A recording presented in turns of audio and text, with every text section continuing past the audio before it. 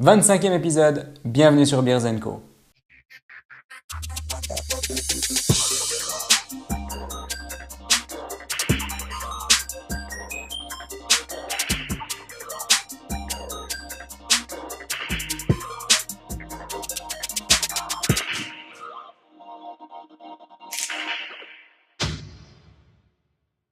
Ravi de vous retrouver pour un nouvel épisode. Cette semaine, c'est la brasserie de l'Improbable à Lausanne qui nous propose 3 de ses bières. Maintenant, vous avez l'habitude, toutes les semaines, un brasseur artisanal suisse, 3 bières à choix parmi ces bières. Et cette semaine, on a la Suricate qui est une blonde ale. On a également la Kinzan qui est une bière spéciale qui a été brassée avec des flocons de riz. Et on terminera avec une IPA qui est la Deutsche West India.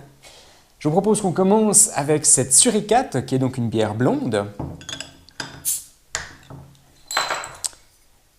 Voyons, déjà, je voulais vous montrer les étiquettes. Je ne sais pas si vous avez vu, mais je les trouve particulièrement bien réussies. Elles sont très stylées, j'aime beaucoup. Alors, je vais vous la mettre là. Hop. Alors, découvrons cette Suricate. Comme je vous le disais, une bière blonde. Comme vous pouvez voir, on a une jolie couleur jaune pâle, un tout petit peu trouble comme ça, une carbonisation qui semble être relativement modérée, une petite mousse qui ne tient pas énormément, par contre bien blanche. Alors c'est fruité, et je sens plutôt son côté maltais.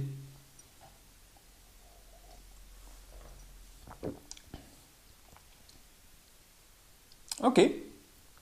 Vous voyez, au nez, on n'avait pas le houblon, on le retrouve plus en bouche. Elle est bien fruitée. Comme je vous le disais, on l'a au nez, on l'a effectivement en attaque en bouche. Elle est plutôt douce, malgré le fait que dans un deuxième temps, on a des houblons qui prennent le dessus et donc qui vous donnent une jolie longueur en bouche. Par contre, ils n'ont pas tendance à rester forcément très longtemps. Ça s'estompe assez rapidement.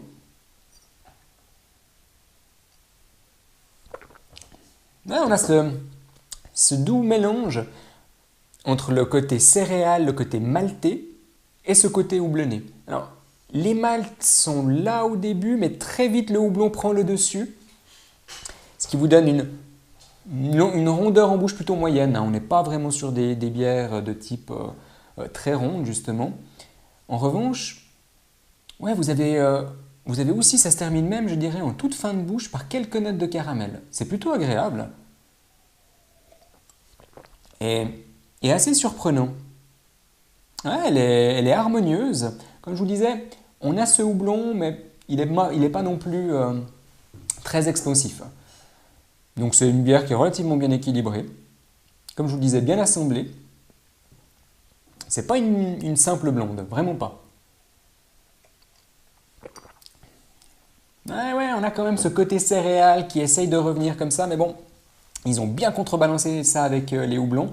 Du coup, vous avez une amertume qui est plus qu'acceptable, mais qui lui donne cette petite rondeur en bouche, assez légère. Et du coup, vous avez une belle longueur aussi, donc des arômes qui persistent bien en bouche. Et au bout de quelques instants, vous avez tout ce houblon surtout qui s'estompe et qui laisse la place. Alors là, ouais, dans une fin de bouche, on a plutôt ce côté céréal, ce petit côté maltais, doux, qui a tendance à revenir. Très agréable, j'aime vraiment beaucoup. Alors une bière qui est à 4,8% d'alcool, à boire entre 5 et 6 degrés. C'est des bières à boire relativement fraîches et qui s'accompagnent très bien par exemple avec des plats épicés, notamment par exemple du chili con carne, mais comme d'habitude, je vous mettrai une liste non exhaustive bien évidemment de genres de plats qui s'accordent très bien avec cette bière-là. Continuons cette dégustation, ce beer tasting avec la Kinzan, qui est donc une bière blonde. Alors la japonaise, parce qu'effectivement, ils ont rajouté, comme je vous le disais en préambule, des flocons de riz dans la recette. Et donc, une bière de type japonaise, parce que l'un des brasseurs a des origines japonaises. Donc, joli clin d'œil qu'il a voulu faire à ses origines. et voyons ce que ça va donner. Mais écoutez, je vais mettre ça un peu plus ici. On a effectivement, comme vous pouvez voir, alors une couleur jaune nettement plus nette que la précédente, plus claire. Une petite mousse aussi bien blanche, fine et légère.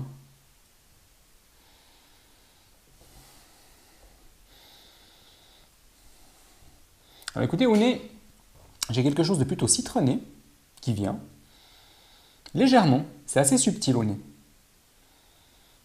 Ouais, puis j'ai aussi un côté maltais. Au nez, c'est plutôt sur un côté plutôt céréal qu'on a une douceur.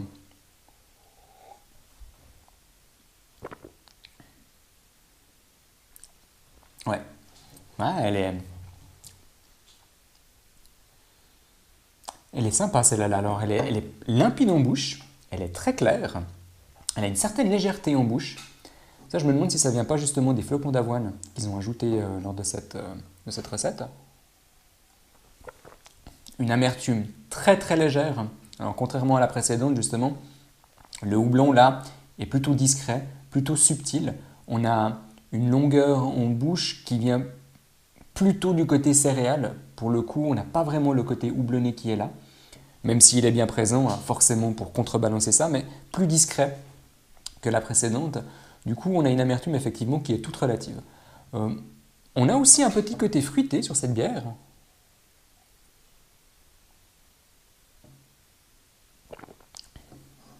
Ouais, je vous confirme, mais c'est une fois de plus, c'est relativement quelque chose de subtil à ce niveau-là. Bonne bière, bien exécutée, harmonieuse dans la mesure où vous n'avez pas le côté houblonné qui prend le dessus, ni le côté céréalier, on n'a pas ce côté doucereux non plus. Donc ça a été un doux équilibre qui a été trouvé. Ouais, je vous dirais qu'elle est quand même plus du côté céréal, plus du côté malt. Donc une bière plutôt douce en bouche. Ouais, et puis vraiment, hein, ce côté limpide, clair, une effervescence basse, faible, on va clairement dire ça comme ça. Ouais, il n'y a pas beaucoup d'effervescence du tout sur cette bière-là. Une bière à 4,4% de volume d'alcool, cette Kinzan.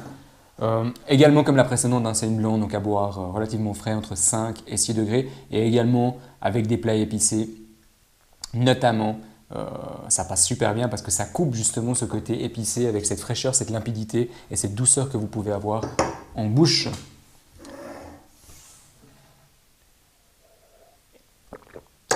Découvrons cette dernière bière de la brasserie, donc de l'Improbable à Lausanne, qui est cette IPA Deutsche West India, avec cette étiquette aussi personnellement que j'aime beaucoup, hein. Je sais pas si vous la voyez bien.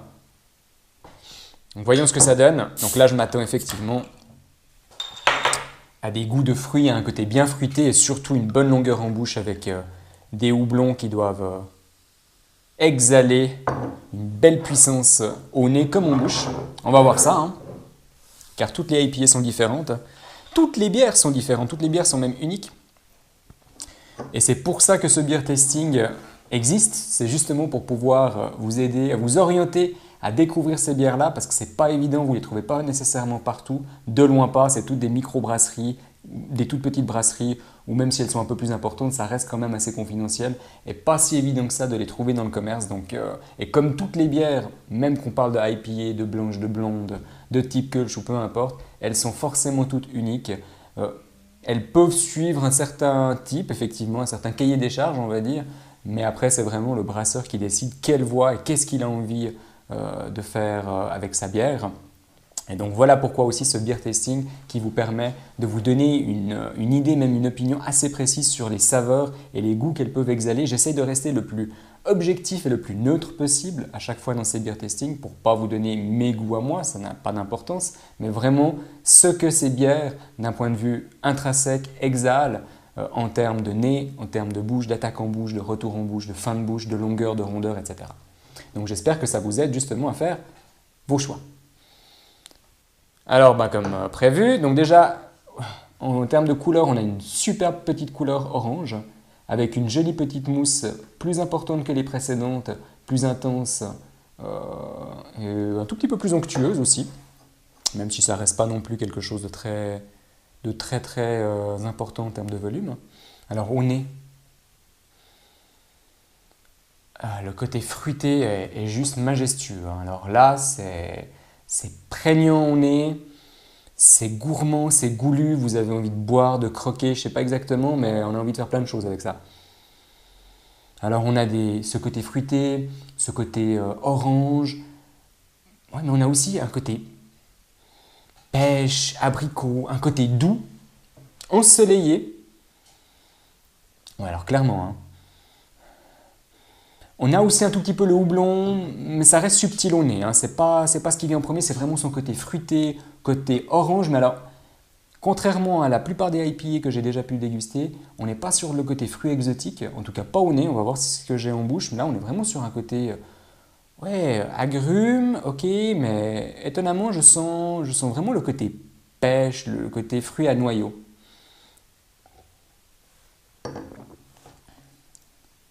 Bon, là, clairement, attaque en bouche houblonnée, très important, une bonne amertume, une super rondeur en bouche.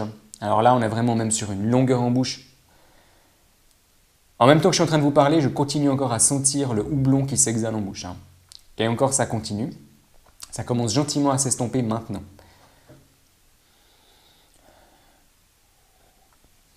Comme les précédentes par rapport à la carbonisation, l'effervescence est assez subtil, on va dire. C'est pas une chose qui est très importante avec ces bières-là.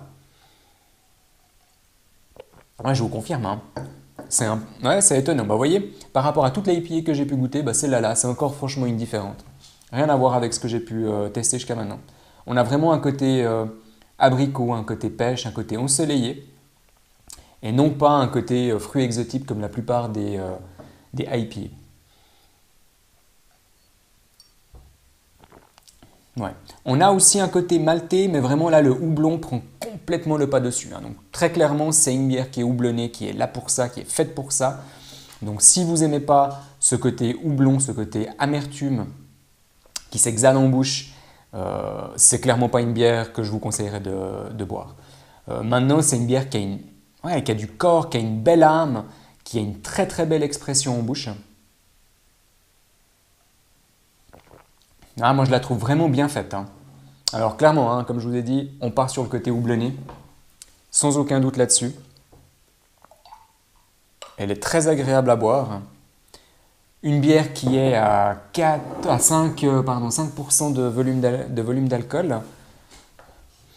Ah, ce nez que vous avez là, vraiment, elle est gourmande. C'est comme ça que je la qualifierais, c'est vraiment une bière gourmande, hein. Rien qu'à la sentir, ça donne envie de boire.